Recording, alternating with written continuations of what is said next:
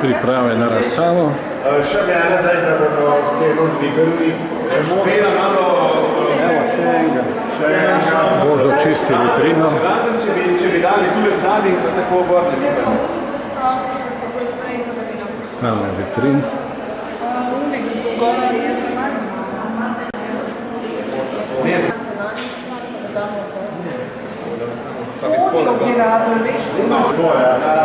Neli, kaj bo zdaj to? Kaj počneš? Trenutno režem. Kaj režeš? Napise, da bomo No, dvigni ga, da ga vidi. vedeli, kaj točno gledajo. Aha, Imamo zdaj celo sekvenco, imamo super. V dvojezično.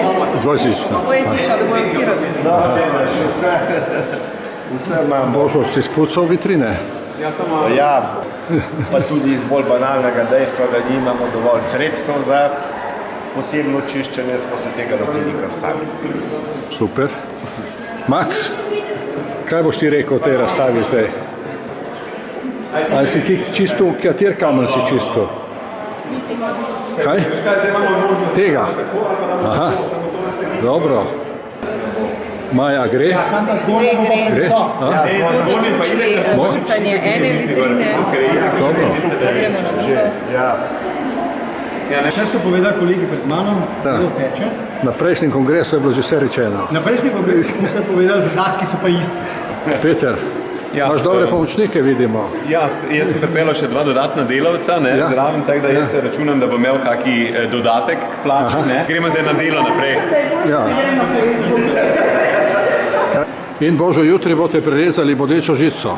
Jutri bomo prerezali bodečo žico in tako simbolno pokazali, kakšen nesmisel je postavljanje ograj, žičnih meja, okupiranje drugih ozemelj in zapiranje svojih pred drugimi. Ne, ker to Torej- pač seveda ne pelje drugam kot v nasilje, uničevanje civilizacij, držav, narodov.